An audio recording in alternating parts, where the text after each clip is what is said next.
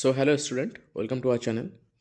চলো এবার দেখে নেওয়া যাক যে সংক্ষিপ্ত প্রশ্ন উত্তর যেগুলোর মান হচ্ছে 2, এখান থেকে কী কী কোশ্চেন আসতে পারে এইচএসে।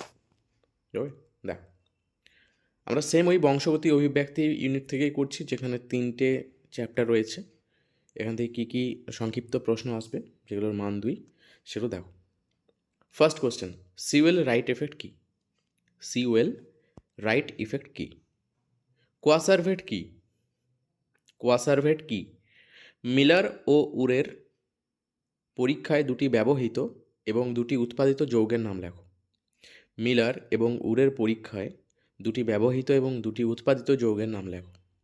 জিন প্রবাহ কাকে বলে? জিন প্রবাহ কাকে বলে? হোয়াট ইজ জিন ফ্লো?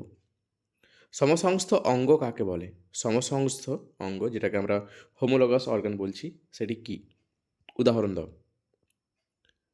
দেন হচ্ছে জেনেটিক ড্রিফট বলতে কি বোঝায়?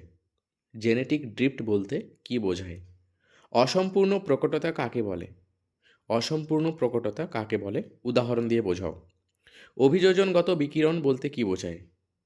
যেটাকে আমরা অ্যাডাপটিভ রেডিয়েশন বলছি। একটি উদাহরণ দাও। এসআরওয়াই জিন কি? এসআরওয়াই জিন কি? অ্যালিল কি? অ্যালিল কাকে বলে? ব্যাক ক্রস ও টেস্ট ক্রস কাকে বলে? ব্যাক ক্রস ও টেস্ট ক্রস কাকে বলে? দেন হচ্ছে হিউম্যান জিনোম প্রজেক্ট, যেটাকে আমরা HGP বলি, এটা অনেক ক্ষেত্রে ফুল ফর্ম আসতে পারে। হিউম্যান জিনোম প্রজেক্টের একটি সুবিধা ও একটি অসুবিধা উল্লেখ করো।